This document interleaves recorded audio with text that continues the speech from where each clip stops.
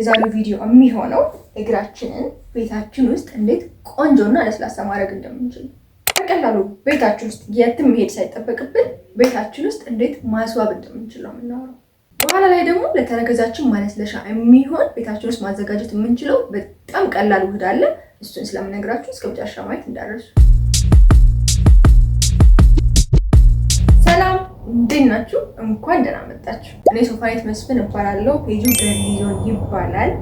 በዚህ ፔጅ ላይ ስለ ሰልፍ ኬር፣ ስለ ፋሽን፣ ስለ ስታይሊንግ ቲፕስ፣ ስለ ሰልፍ ዲቨሎፕመንት ራሳችንን እንዴት ማጠንከር፣ ማጎልበት፣ ማሳመር፣ ማስዋብ እንደምንችል እንወያያለን። ሰው እንደዚህ አይነት ነገር የሚመቻችሁ ከሆነ ይሄን ፔጅ ገብታችሁ ማየት እንዳትረሱ። ብዙ ቪዲዮዎች እየሰራን ስለሆነ ገና ደግሞ በጣም ብዙ ቪዲዮዎች ነው አብረን የምንሰራው። አሁን ማሳያችሁን ነገር በሳምንት አንዴ ወይም ቢበዛ ደግሞ በ15 ቀን አንዴ እያደረግን እግራችንን ብንንከባከበው እግራችን በጣም ለስላሳና ቆንጆ ነው የሚሆንልን። መጀመሪያ የምናደርገው ነገር እግራችንን ሙቅ ውሃ ውስጥ እንዘፈዝፈዋለን፣ ለብ ያለ ውሃ ውስጥ። ግን ከዚያ በፊት ምን እናደርጋለን?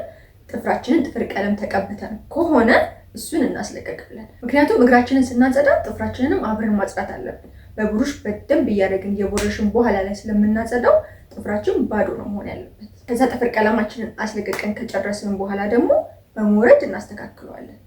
ይሄኛው ወፈር ያለው ሞረድ በጣም አሪፍ ነው። መጀመሪያ በሱ እናስተካክለውና በደንብ ቅርጽ እናስይዟለን። ከዛ ትናንሽ የሚስተካከሉ ነገሮች ካሉት በትንሽዬዋ ሞረድ ማስተካከል እንችላለን፣ ጫፍ።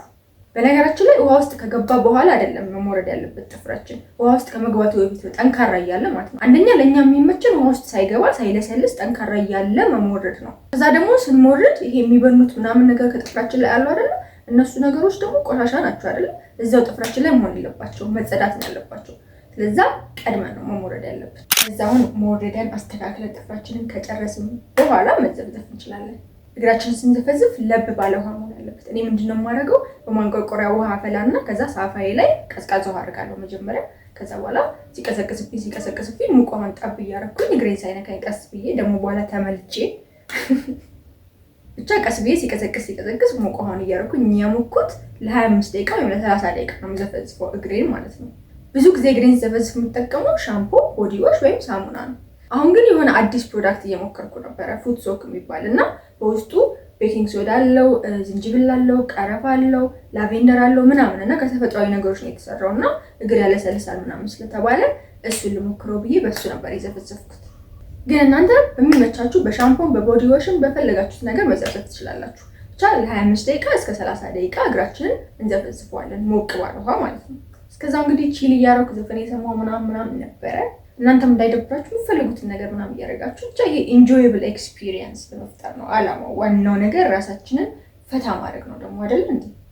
ከዛ ለ30 ደቂቃ ያክል ከዘፈዘፍነው በኋላ እግራችን ላይ ታዩታላችሁ፣ እዚህ ተረከዛችን ላይ ምናምን ነገር ዴድ ስኪኑ ይነሳል ነው የምላችሁ። ይሄ ሞቶ ቆዳ ምናምን ጥንክር ብሎ ሽክር ብሎ ብቻ ላዩ ላይ ይሄ ልጥፍ ያለ ነገር ታያላችሁ። ከዛ እሱ አሁን በምንድን ነው የምናነሳው? በፖሚስ ስፖንጅ ስቶንም አለው መሰለኝ ይሄ ነገር እና ደግሞ በስክራብም መጠቀም እንችላለን፣ እዚህ ጋር እንደማሳያችሁ ማለት ነው።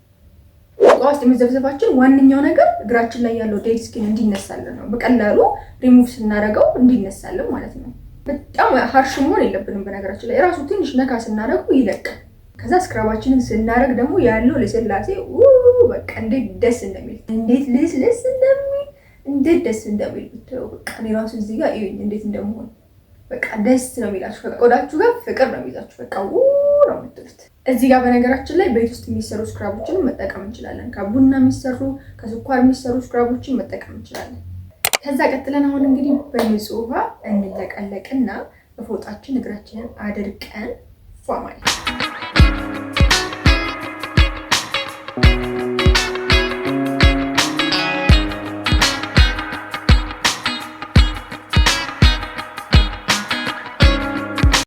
ስቴፕ እዚህ ጋር መዘንጋት የሌለበት ነገር ሞይስቸራይዝ ማድረግ አለበት። ይህ ስቴፕ በጣም አስፈላጊ ነው። ምክንያቱም አስቡት ዘፍዝፈነዋል እግራችንን፣ ከዛ ደግሞ ከላዩ ላይ ደግሞ በስክራብ አድርገን ምናምን አንስተነዋል። ስለዚህ እግራችን ይደርቃል። በቃ ይሄ የታወቀ ነው። እግራችን ደርቆ እንደዛ ብንቶ ምንም ማባባሽ ነው ነገሮች፣ ምንም ጥቅም የለውም። ላዩ ላይ ያለውን አነሳን ግን እግራችንን ደረቁ ነው። ስለዚህ ወፍራም ሞይስቸራይዘር ነው የምጠቀመው። ይሄ ኒቪያ ሶፍት ክሬም አለ አይደል? እሱ ነው ይመቸኛል። እና ደግሞ የሆነ ፉት ክሬም በቅርቡ ገዝቻለሁ። እስቲ ልሞክረውና አሪፍ ከሆነ እነግራችኋለሁ። መጀመሪያ እኔ ልሞክረው ብዬ ነው። እና ሌሎች ሞይስቸራይዘሮች አሉ በነገራችን ላይ እና ቫዝሊን በጣም አሪፍ ነው። ሎሽን የምንጠቀም ከሆነ በተለይ ሎሽን ተቀብተን ቫዝሊኑን ከላይ ስናደርግበት በጣም አሪፍ ነው የሚሆነው። ከዛ እንግዲህ አሁን እግራችን እንዴት እንደሚያምር ልነግራችሁ። በቃ ይኸው እዚህ ጋር ይኸውት። በቃ እኔ ራሱ በቃ እያልኩ ነበረ። በቃ ልስላሴው ብትሉ ምኑ ብትሉ በቃ ይሄንን ነገር በየሳምንቱ ወይም ደግሞ ካልቻለም በየ15 ቀኑ ብናደርገው የምናየው ለውጥ ልነግራችሁ አልችልም። በቃ ክፍት ጫማችንን ስናደርግ ምን ስንል በቃ በኮንፊደንስ ደስ ብሎ ማለት ነው። ተረከዛችን ያምራል፣ እግራችን ለስላሳ ነው። ስለዚህ በቃ በኮንፊደንስ ቅጭ ማለት ነው። ይሄ ዝም ካላችሁ ይጃጃላሉ እዚህ ላይ። ስለዚህ ተው።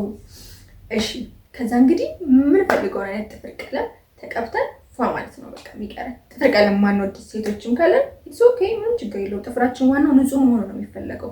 እግራችን ንጹህ፣ ጥፍራችን ንጹህ መሆኑ ነው። ስለዛ እንደምንፈልገው። ከዛ ደግሞ ማታ እግራችንን ሞይስቸራይዝ አድርገን ካልሲ አድርገን ብንተኛ በጣም አሪፍ ነው። ካልሲ የሚጫንቀን ሰዎች ካለን ደግሞ ግዴታ በቃ ማታ ግን ሞይስቸራይዝ መደረግ አለበት እግር። በቃ ይሄ ግዴታ ነው። ታጥቦ ሞይስቸራይዝ ተደርጎ ነው መተኛት ያለበት። መጨረሻ ላይ ሰጣችኋለሁ ያልኳችሁን ቲፕ ደግሞ አልረሳሁትም። ምንድነው?